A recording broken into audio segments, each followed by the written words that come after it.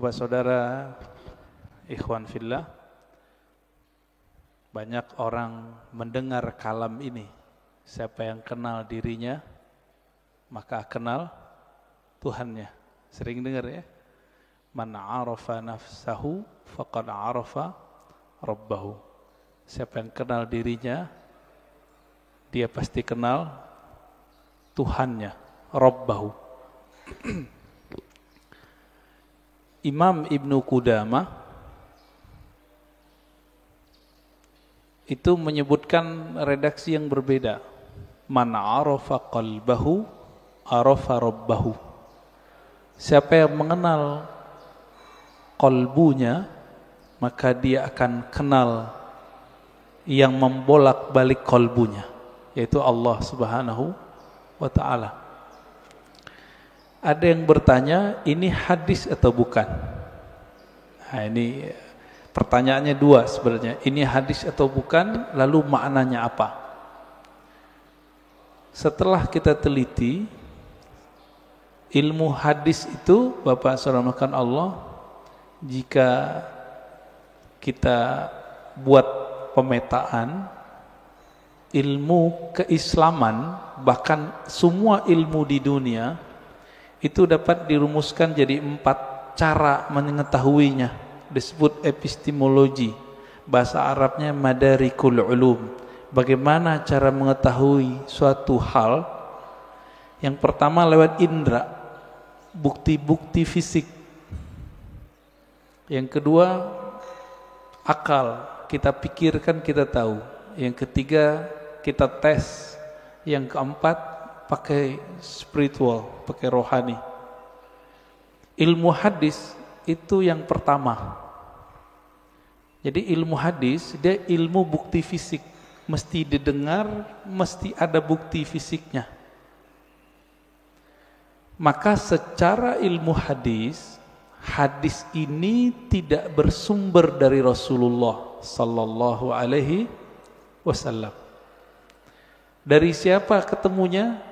Ternyata ketemu perkataan seorang ulama salaf namanya Yahya ibn Mu'az ar-Razi. Yahya bin Mu'az ar-Razi. Yahya bin Mu'az ar-Razi ini ulama ahli qalbu di zamannya. Beliau wali besar. Kalam-kalamnya itu bukan lagi kalam kayak kita.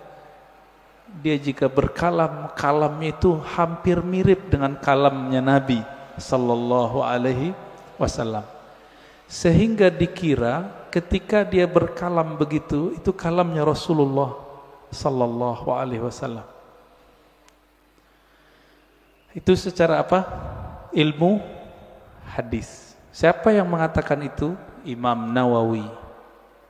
Lalu diikuti oleh Imam Suyuti dan imam-imam yang lain.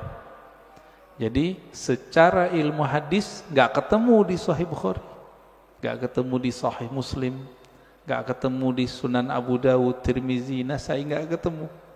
Ketemunya di perkataan-perkataan ulama. Nah, jadi tolong Bapak saudara Allah yang hobi ngaji tasawuf, harus tahu bab ini secara ilmu hadis. Ilmu hadis pendekatannya bukti fisik, disebut dengan empirik. Ya.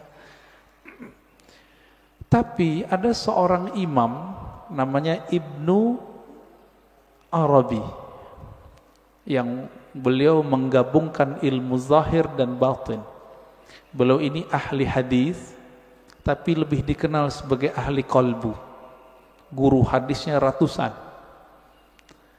Buktinya beliau meriwayatkan hadis-hadis langsung dengan sanadnya kepada Rasulullah sallallahu alaihi wasallam. Jadi dia sebutkan dari gurunya sampai kepada Nabi Muhammad sallallahu alaihi wasallam. Ibnu Arabi ini dia bermimpi bertemu Rasulullah. Di dalam hadis yang sahih dikatakan man ra'ani fil manam faqad ra'ani. Siapa yang bertemu aku dalam mimpi, dia betul-betul bertemu aku. Fa inna syaitana la yatamatsalu bi. Karena syaitan tidak dapat menyerupai aku. Ibnu Arabi mengatakan ciri-ciri wali Allah itu kalau dia mimpi, dia sadar dia lagi mimpi. Ibnu Arabi mimpi ketemu Rasulullah dan dia sadar ini pasti mimpi karena Rasulullah sudah wafat. Lalu apa yang beliau lakukan? Beliau bingung dengan hadis yang tadi. Secara ilmu hadis tidak ketemu sumbernya. Maka beliau katakan, wahai Rasulullah, kata ahli hadis ini enggak ada sumbernya, bukan kalam engkau. Apakah benar demikian? Dijawablah oleh Rasulullah dalam mimpinya, bukan, itu kalamku wahai Ibnu Arabi. Ketika dia bangun, maka dia malu mengatakan ini bukan hadis Nabi sallallahu alaihi wasallam. Kenapa? Minimal mimpi ini benar untuk dirinya, meskipun belum tentu benar untuk orang lain. Inilah asbabnya kenapa kalam ini kemudian menjadi ambigu. Apakah ini kalam Nabi atau kalam Yahya ibn Mu'az Ar-Razi? Ya, ini secara gabungan nih. Mimpi masuk kemana? Satu tadi empirik, bukti fisik. Mimpi yang nomor 4, zauq, intuisi, qalbu, ruh. Itu mungkin gak ini dibuktikan? Dibuktikan oleh orang yang sudah sampai ke sana. Kalau oleh ahli hadis yang tidak sampai, kemampuan rohaninya sampai ke taraf ini nggak bisa. Jadi mohon maaf Bapak, kita nggak bisa bangga juga dengan ilmu hadis. Ilmu hadis itu sendiri mirip kayak ilmu saintifik yang lain, eksak yang lain sama. Ilmu sejarah, arkeologi. Kalau sekarang apa namanya, untuk ngecek orang meninggal itu, kuku-kukunya dicek apa namanya? Ya, forensik gitu ya. Jadi bukti fisik semua. Ilmu hadis mesti berdasarkan zahir fisik. Oleh karena itu, Bapak, saudara yang bukan Allah, jika berdiskusi dengan ahli hadis, sulit kita ngungkit-ngungkit yang nomor 4 ini. Dia pasti yang nomor 1.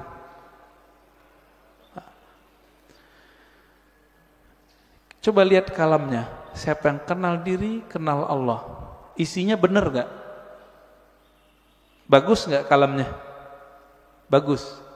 Berarti secara ilmu hadis, tidak semua kata-kata yang bagus, kata-kata yang benar itu kalam Nabi. Secara ilmu hadis. Banyak Pak. Bahkan tidak semua yang benar itu kalamnya Nabi. Contohnya Monas di Jakarta, benar gak? Saya bilang Nabi bersabda Monas di Jakarta. Jadi palsu gak? Jadi hadis palsu deh Pak. Maka tidak semua kata-kata yang benar, kata-kata yang baik itu pantas dikatakan bersumber dari Rasulullah sallallahu alaihi wasallam. Nah, ilmu hadis begitu Pak, agak kaku. Ilmu hadis ini dia harus dibuktikan. Saya ketemu guru saya ketemu gurunya. Ini sebagai contoh hadis yang paling sering kita dengar, innamal a'malu bin niat. Hadis ini Imam Bukhari mengambilnya dari ahli Mekah, namanya Humaidi. Gimana ketemunya? Oh, ternyata Imam Bukhari melakukan rihlah sekaligus haji. Bertemulah dengan Imam Al-Humaidi, murid dari Imam Syafi'i. Terbukti, secara ilmu hadis dikatakan muttasil, hadisnya nyambung. Makanya innamal a'malu binniyat, hadisnya sahih, ditaruh di nomor 1 dalam Sahih Bukhari. Imam Bukhari sering mimpi ketemu Rasulullah, iya, tapi mimpinya dia tidak taruh di bab hadis.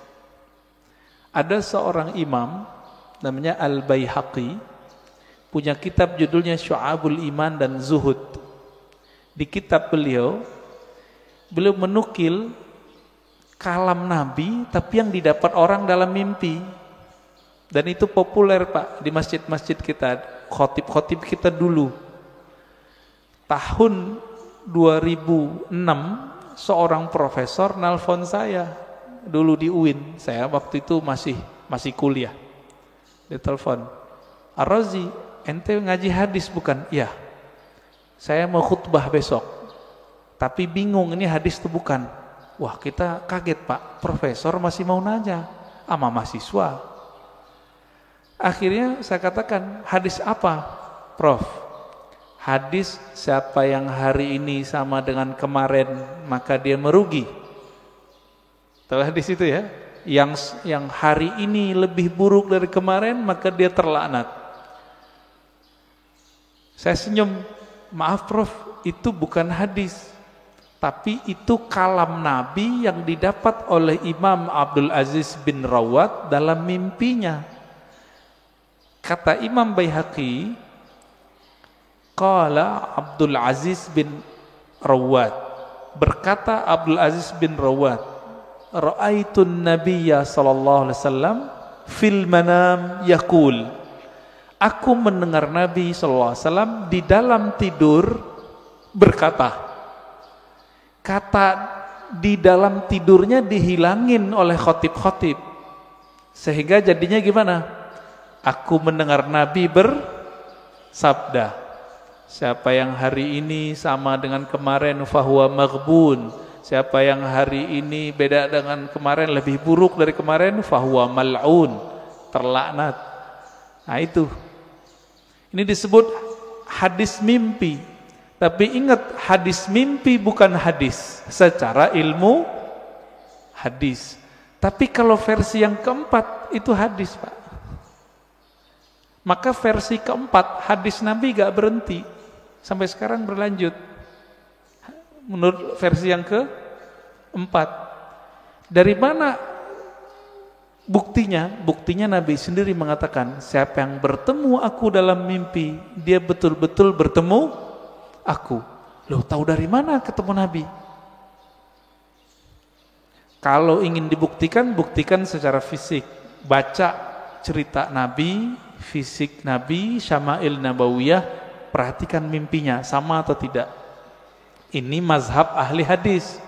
Ahli hadis mensyaratkan jika mimpi ketemu Nabi, mesti karakter yang kita lihat sama seperti yang di hadis. Contohnya, Nabi suka pakai baju hijau, pakai serban, terus pakai tutup, ya, ada yang mirip Sayyid Muhammad Alawi Al-Maliki.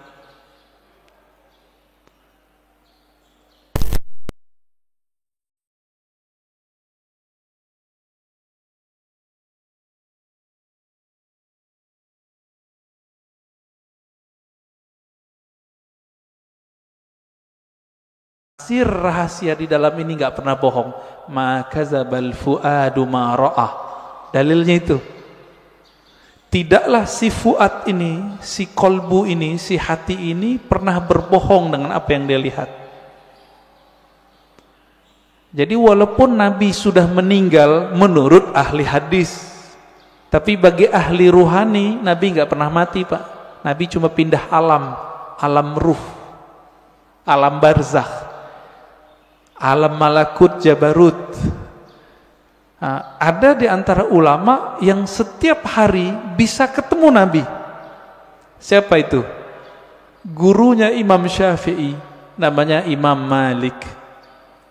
Dihikayatkan dalam kitab Hilyatul Aulia, kitab hadis, tapi berkaitan dengan Tazkiyatun Nafs. Karya Imam Al-Hafiz ahli hadis Abu Nu'aim Al-Asfihani. Imam Malik berkata, "Ma bittu lailan illa wa ra'aitun nabiyya sallallahu alaihi wasallam." Lebih kurang begitu. Tidaklah aku beristirahat malam hari, melainkan saat aku memejam mata, aku memandang kepada Rasulullah sallallahu alaihi wasallam tiap malam, Pak. Siapa imamnya? Imam Malik. Tapi Imam Malik ahli hadis. Maka beliau tidak memasukkan hasil dialognya dengan Nabi ke dalam bab ini. Tapi masuk ke bab fatwa. Dianggap itu ilham. Beda dengan Imam Ibnu Arabi. Beda dengan Imam Ghazali. Mereka menganggap ini juga hadis. Tapi hadis-hadis rohani. Tidak masuk ke bab ilmu hadis. Nah, disinilah mulai bertengkar Pak antara ahli hadis sama ahli tasawuf. Bagi ahli hadis kalian sesat. Kenapa? Itu bukan hadis Nabi, itu hadis palsu. Bagi ahli sufi, yang sesat siapa? Kalian gak mengerti kok kami dibilang sesat. Kalian gak bisa berkoneksi dengan Nabi, kok kami yang dianggap sesat. Begitu. Maka kemudian oleh Imam Al-Baihaqi, ya, satu tingkatan di atas Imam Ghazali, itu beliau gabung di kitabnya, di kitab Az-Zuhud, ya, di kitab Syu'abul Iman, kalam Nabi baik dalam ilmu hadis ataupun versi ahli qalbu. Bapak saudara makan Allah, kira-kira inilah kenapa ahli hadis susah baikan sama ahli tasawuf, ya. Maka muncullah di generasi berikut ahli hadis yang mereka penasaran dengan ilmu tasawuf. Sebaliknya ahli tasawuf yang penasaran dengan ilmu hadis. Nah, maka di zaman setelahnya muncul sufi muhaddis, muhaddis sufi. Muncul begitu. Nah, ini terlihat dari imam siapa? Imam As-Subki. Dia ahli hadis juga murid Ibnu Athaillah Sakandari, pengarang Hikam. Ini kitab kecil yang saya bawa, Ibnu Qayyim, dia ahli hadis, belajar tasawuf. Muncullah kitab-kitab tasawufnya banyak sekali. Madarijus Salikin, Al-Wabilus Sayyib, Iddatus Sabr, Raudatul Muhibbin. Banyak sekali kitab tasawufnya. Puncaknya nanti ada pada Imam Murtada Zabidi, ahli hadis juga ahli sufi. Terlepas dari itu Bapak salamakan Allah, perbedaan itu sampai sekarang masih ada, ya. Makanya sekarang istilah ahli hadis ini diambil oleh sekelompok orang dan menamakan dirinya kelompok sunnah. Boleh nggak? Ya boleh-boleh aja. Tinggal bukti aja sanadnya, ya. Punya sanad nggak kepada Rasulullah Sallallahu Alaihi Wasallam? Karena ilmu hadis ilmu sanad. Nggak punya sanad, kazzab, maka dia pembohong. Lalu benarkah kalam man arafa nafsahu faqad arafa rabbahu? Kita sudah katakan tadi, itu benar. Terlepas dari ini kalam Nabi atau bukan, kalam ini sudah menjadi kaidah dalam ilmu tazkiyatun nafs, ilmu tasawuf, ilmu kerohanian. Lalu apa maknanya? Siapa yang kenal dirinya, maka dia kenal Tuhannya. Antum nih teman-teman, namanya misalnya Abdullah, dikasih bapaknya Abdullah.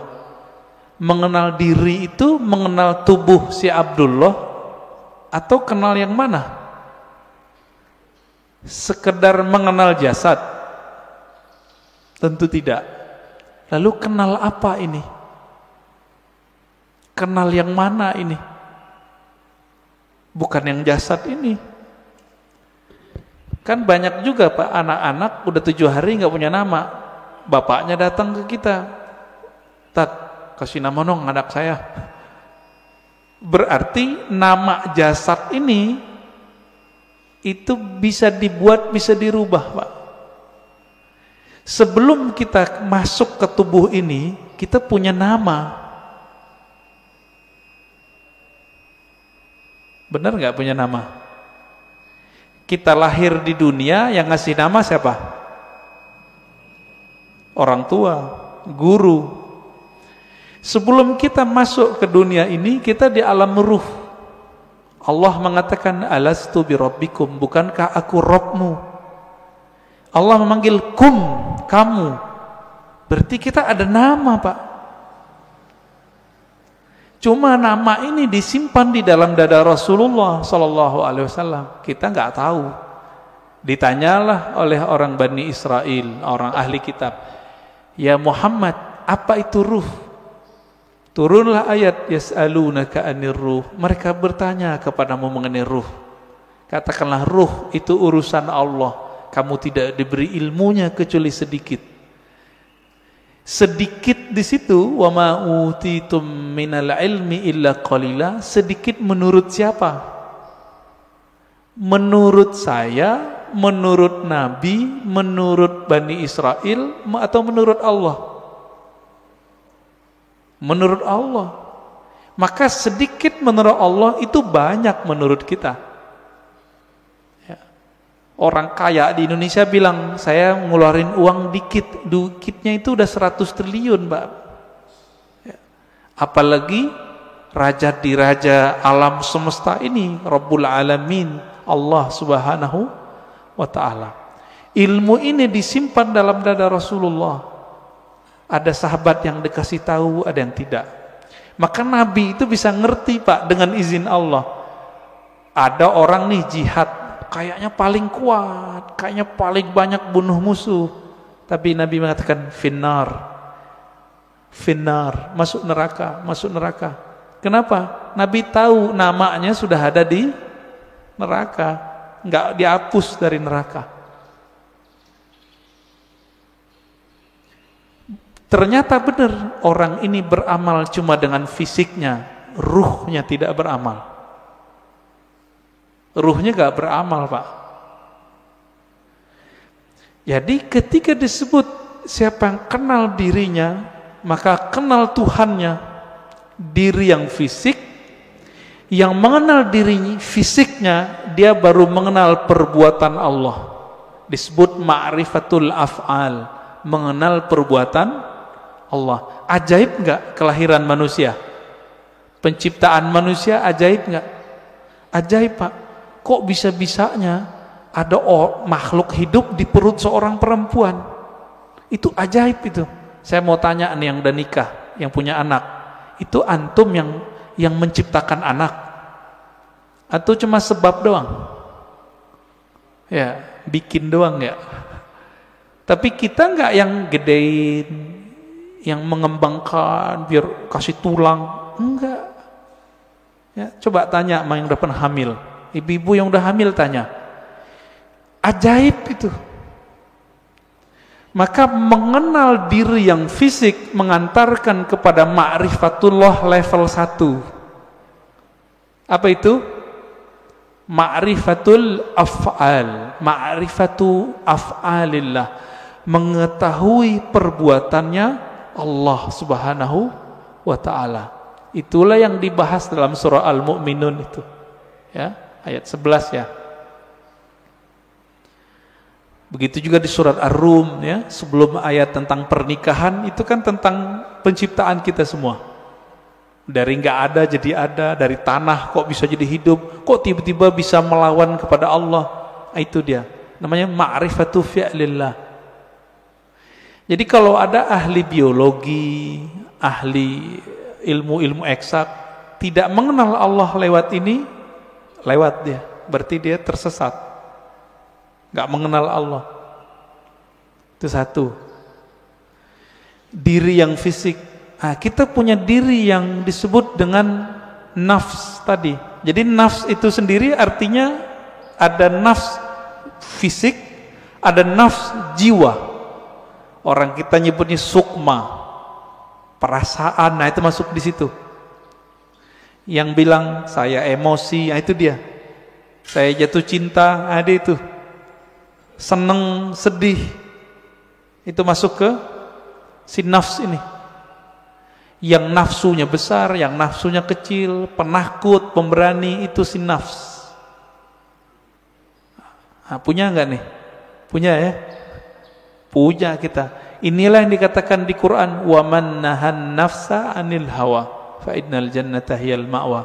Yang mampu menahan, mengendalikan nafs jiwanya, maka dia dapat surga.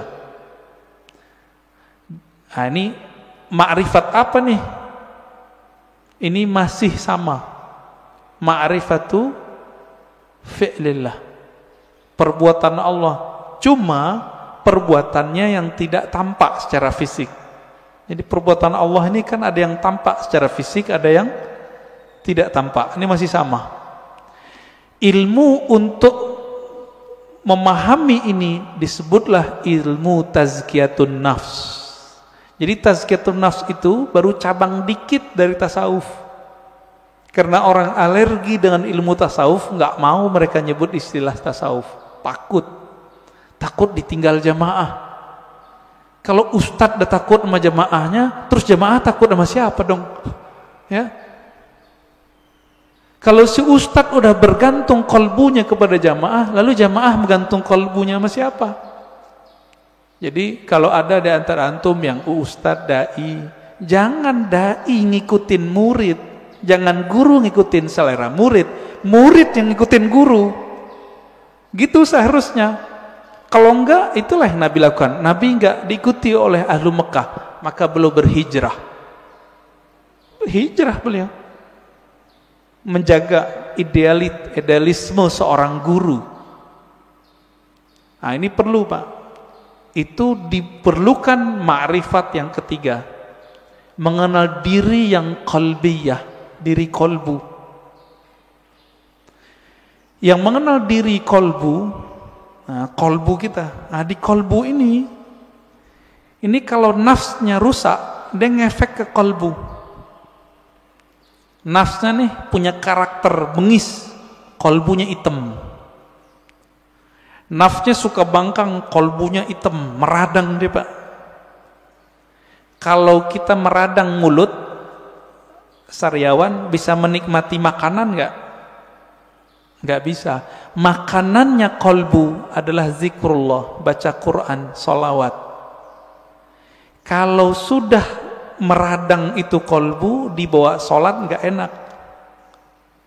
Dibaca Quran pun kita mikir, enaknya apa ya baca Quran? Kalau kolbunya lagi rusak, rasain aja Pak sendiri. Zikir, katanya zikir menenangkan jiwa, kok nggak tenang-tenang? Malah tambah bingung, malah tambah syak. Zikir itu bening, bener gak? Zikir bening, Pak. Kolbu itu wadahnya zikir, sehingga nanti dia bisa menyantap. Wadahnya lagi kotor, bersihin dulu, diobati dulu, baru dia bisa menikmati. Masalahnya sudah bertahun-tahun nih kolbunya berkarat, bener gak? Nah, bersihinnya pakai apa, Pak? Itu yang disebut taubat nasuha. Taubat nasuha itu beda dengan, misalnya nih gelas habis dipakai, airnya air putih, cukup dikasih keran bersih, air keran, nggak usah digosok. Tapi kalau ini pakai minyak, ada minyak lengket di situ, harus digosok nggak? Ini yang disebut taubat nasuha. Jadi taubat nasuha itu menggosok kolbu kita supaya bersih dengan pengakuan dosa kepada Allah. Nah, di dalam ajaran Islam nggak ada pengakuan dosa ke ustadz, nggak ada, ke pendeta nggak ada, Pak, ke guru nggak ada, ngaku kepada Allah. Semua kita kan punya dosa nih, bener Pak? Ada yang nggak punya dosa? Saya cium tangannya, Pak. Makanya kita dianjurkan cium tangan anak kecil. Makanya Bapak nggak boleh marahin anak kecil atau ngusir anak kecil dari masjid. Terganggulah. Kenapa? Nabi lagi khutbah Jumat, Hasan Husain datang, turun, diambil, digendong. Lagi sholat, naik ke punggung Nabi, ikut sholat. Keberisikan iya, tapi sekali kita usir dia, nanti anak tuh mikir masjid itu tempat orang-orang galak ya, gitu. Benci nanti dia ke masjid, Pak. Nah, yang benar diatur. Orang tuanya juga harus perhatian. Bapak saudara makan Allah, jika kita sudah sampai mengenal diri si kolbu itu cuma mau satu, asma Allah. Asma Allah ada di Quran, ya, ada di sholawat, ada di zikir. Intinya zikirlah.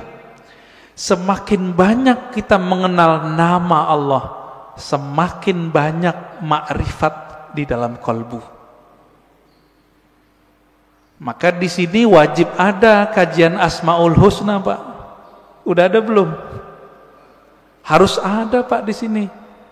Ntar mati bawa apa? Mati bawa apa ntar? Bawa asma Allah. Jangan bawa nama-nama bapak kita, nggak kepake. Bapak gue kiai, nggak kepake, Pak. Saya Ustadz Haji, yang kan nggak dipakai. Habib pun nggak laku, Pak, dikubur. Bapak ini keturunan Rasulullah, nggak laku dikubur kalau nggak bawa ma'rifat. Malah diragukan, masa keturunan Rasulullah begini, kata malaikat ya. Kalau nanti Rasulullah bawa syafaat mungkin, tapi kan malaikat Mungkar Nakir ini seperti orang yang jaga depan kantor, Pak. Dia nggak mau tahu, yang lewat dia periksa, bener gak? Bapak saudara makan Allah, ma'rifat qalbu itu hanya dengan mengenal nama dan sifat Allah. Jadi coba deh di sini dibuat nanti kajian Asmaul Husna yang mateng, bukan yang separuh-separuh, enggak. Jangan, yang mateng kajiannya. Gurunya ahli zikir, bersanad zikirnya kepada Rasulullah. Insya Allah Pak enak ngajinya, kan banyak nih. Carilah ya, semoga ketemu nanti. Asma sifat. Ma'rifatus sifat itu masih bagian dari kolbu, paling dalam. Dia udah masuk ke dalam sirnya kolbu. Kan kolbu ini dia ada bagian-bagiannya, Pak. Kolbu itu disebut ada fuad. Ada yang disebut dengan lub. Inti dari kolbu disebut lub. Rahasia yang ada di dalam inti kolbu itu disebut dengan sir. Maka disebutkan dalam Al-Quran, Allah ya'lamu sirra wal akhfa. Allah mengetahui yang sir, yang tersembunyi, bahkan yang akhfa, yang samar. Nah, itu ketahuan oleh Allah SWT. Nah, di mana kesimpannya itu? Itu di dalam kolbu paling dalam. Kita ini semua dulu kan pernah ketemu Allah. Memori itu kesimpan di situ, Pak. Ada yang ingat nggak? Nggak ada yang ingat ya? Bener. Makanya Allah utus Rasul. Supaya apa? Memantik sir supaya dia kemudian kembali muncul. Ketika muncul sir itu bernama zikir. Ketika dibahasakan dia bernama ma'rifat. Ma'rifat itu ungkapan pengenalan si hamba kepada Allah Subhanahu wa ta'ala. Bapak nih pernah ketemu dengan seseorang dulu, kesimpan nggak di memorinya? Kesimpan. Ketemu seseorang yang berkesan. Apanya yang berkesan? Parfumnya. Nanti kita ketemu parfum yang sama, itu teringat, Pak, wajahnya. Itulah sebabnya jika ada orang benar teknik berzikirnya, bersambung sanad zikirnya kepada Rasulullah SAW, lisannya menyebut, akalnya memaknai, kolbunya merenungi, ruhnya merasakan, nangis dia saat itu. Seperti orang pulang kampung. Pertama orang pulang kampung habis merantau, rasanya gimana?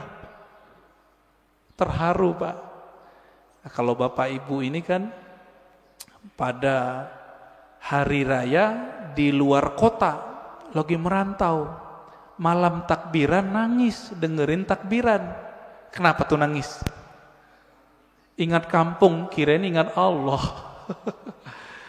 Takbiran ingat Allah, nangis. Wah, itu arif billah namanya, kenal Allah dia. Takbiran nangis, ingat siapa? Kampung. Kita lupa, kita punya kampung lain namanya kampung arwah. Lupa apa ya? Kampung arwah. Ngapain si arwah di kampung itu? Dia menatap Allah Subhanahu wa ta'ala. Dia menatap Allah, Pak. Supaya dia bisa menatap Allah lebih dekat, apa yang dia lakukan? Dia mendekat kepada nur sumbernya. Itu yang disebut Nur Muhammad. Jadi dulu itulah yang dikatakan oleh Nabi, kuntu nabiyan, aku sudah jadi nabi, Adam belum dicipta, udah jadi nabi di alam ruh. Makanya roh-roh itu mendekat semua kepada Rasulullah supaya bisa tetap dekat memandang Allah Subhanahu wa ta'ala. Itu Pak maknanya. Itu kalau kita punya ruh yang bercahaya, pasti rindu ingin mengenal ilmu ini. Pengen mengenal ilmu ini. Itu yang bikin orang nangis, nangisnya permanen Pak. Tangisan itu yang bisa memadamkan api neraka. Kalau tangis yang malam takbiran tadi enggak. Itu mah tangis pulang kampung. Mau pulang gak ada duit. Atau kayak tahun-tahun ini kan mau pulang kena COVID. Dompetnya Pak kena COVID. Nggak bisa pulang, nangis. Itu nangis apa? Teringat kampung fisik. Jadi jika orang bisa nangis karena ingat kampung fisik, kampung badan ini, teringat orang tua zahir, apalagi jika dia teringat dengan orang tua rohaninya. Sering dengar nggak istilah Nur Muhammad? Ya, masih ingat disebut apa? Nur Muhammad itu Abul Arwah, bapaknya sekalian roh. Maka ketika roh itu rindu ke siapa? Dia rindu sama ayahnya. Itulah kenapa kalau solawat jadi wajib dalam solat. Allahumma salli ala Sayyidina Muhammad. Ini orang malah debat, nggak boleh pakai Sayyidina, boleh pakai Sayyidina. Itu mah debat biasa itu. Kolbunya, ruhnya rindu nggak kepada Rasulullah. Nah, kalau sudah sampai ke sana, dia sudah sampai ke ma'rifatur ruh. Mengenal ruh dari mana dia berasal. Dulu dia bersama siapa. Nah, ini kabar gembiranya Pak. Ruh kita ini dulu ngapain di sono, sekarang diulang aktivitasnya. Kalau dulu Bapak di sono suka mendatangi Nabi, suka mendatangi orang yang dekat dengan nur Nabi itu, maka sekarang Bapak pasti suka dengerin pewaris-pewaris Nabi. Pasti cinta sama zuriat Nabi.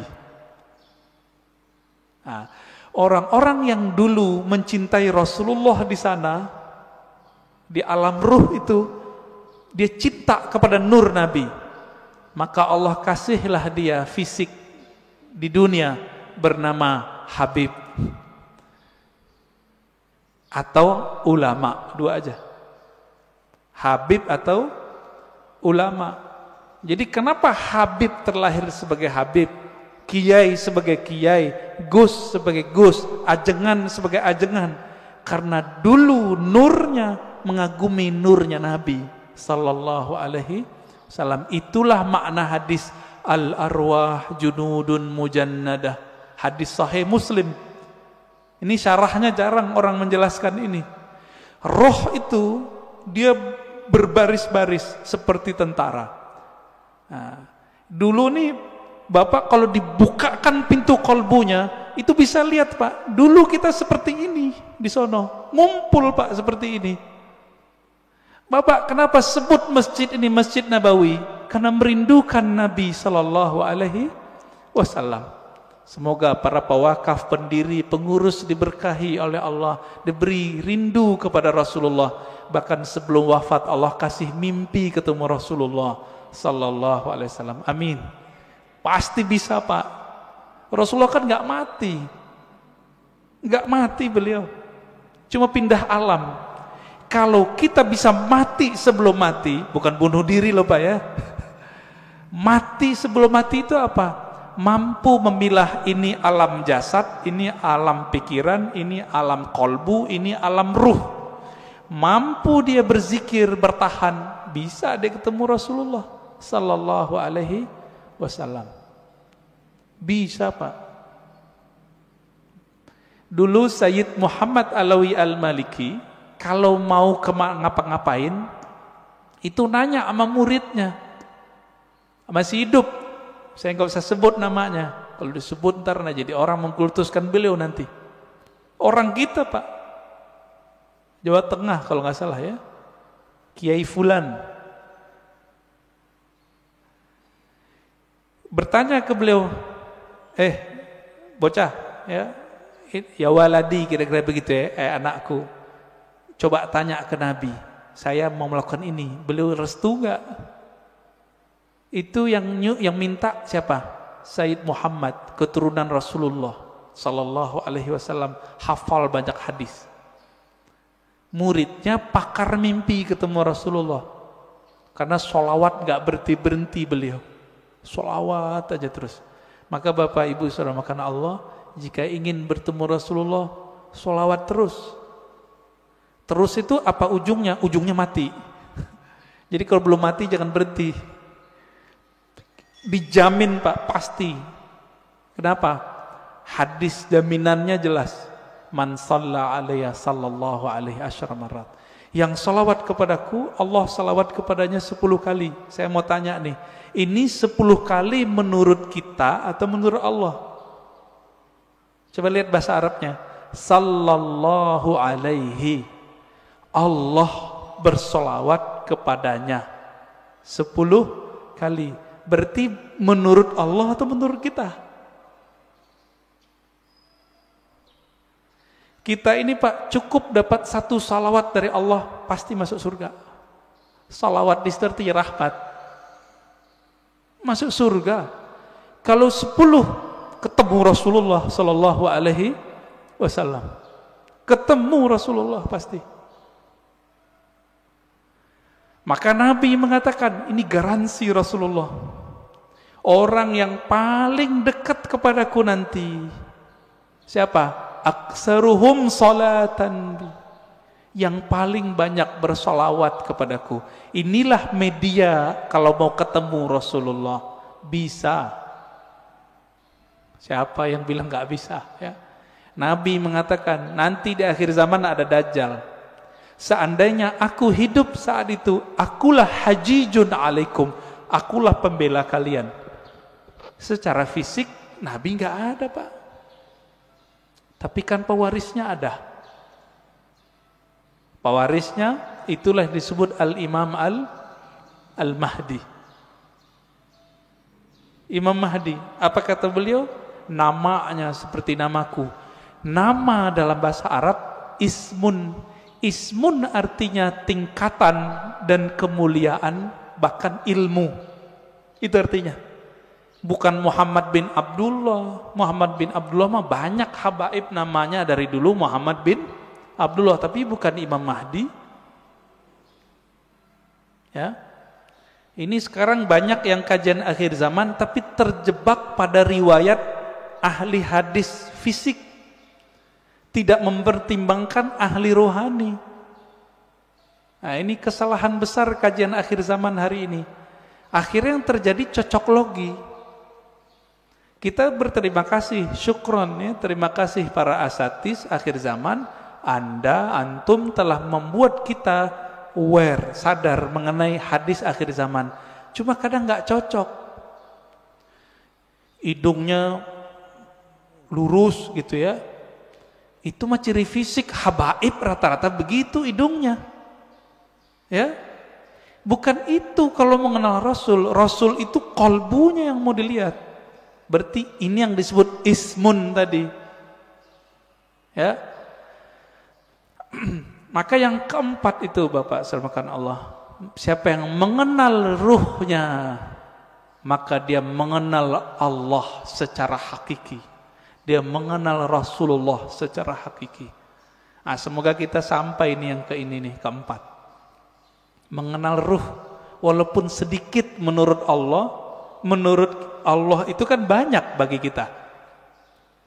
Setetes saja Allah beri, itu udah lautan bagi kita. Ya. Nah, caranya banyak-banyak aja Pak sholawat. Bapak ini kan mohon maaf ya, pemalas ngajari guru, maunya didatangin guru mulu, ya enggak?